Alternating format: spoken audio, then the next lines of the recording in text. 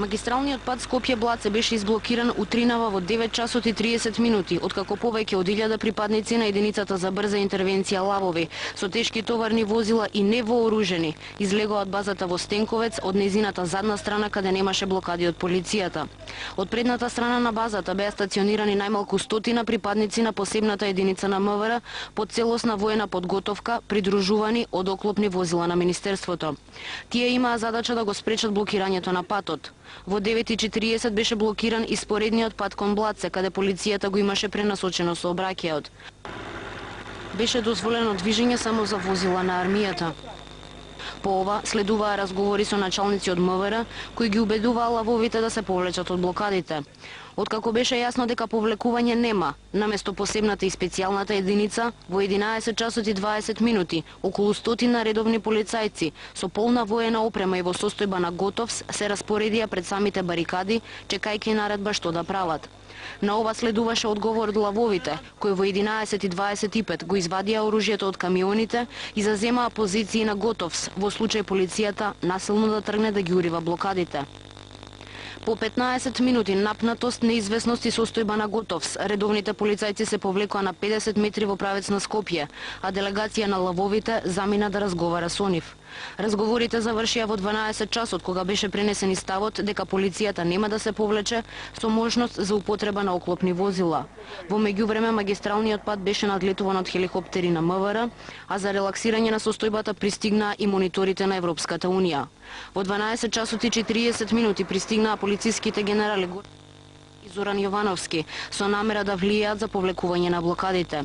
Разговорите со представниците на синдикатот на лавовите траеа 30 минути, пошто генералите заминаа, а вториот батальон на единицата за брза интервенција соопшти дека блокадите нема да бидат повлечени се додека не се решат 20 барања на лавовите, пред се статусот на единицата. За таа цел синдикатот побара средба со Трајковски или Црвенковски, бидејќи немаат доверба во останатите државни институции.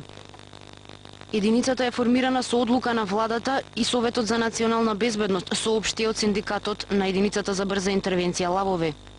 Трајковски побара амнестија, има своји одредени ингеренции како председател. Значи, сега не знам дали има своја лоби група која може да помогне околу решавањето на статусот на лавовите. Сакаме да се завземе бидејќи е врховен командант на одбранбените сили на Република Македонија. Ние сме дел од одбранбените сили на Република Македонија. Јовановски ни вети она што ни го ветуваше и претходно. Дека ќе се среди ситуацијата, нели тоа се основните зборови, дека ситуацијата ќе биде средена, дека се ќе дојде на своето место, дека не треба ова да го правиме. Имаме доверба во генералот дека има добра волја да застане на наша страна, меѓутоа немаме доверба во луѓето кои му ги издаваат нему наредбите. Видете, ситуацијава многу едноставно може да се реши, сите знаеме, нели, со едно примање, со половина часовен разговор може да се отргне оваа блокада, значи со разговор, многу хумано, многу људски. Доколку некој употреби сила врз нас, нормално човечки е да пробаме да се одбраниме. Лавовите велат дека не се согласуваат со идејата за распуштање на единицата.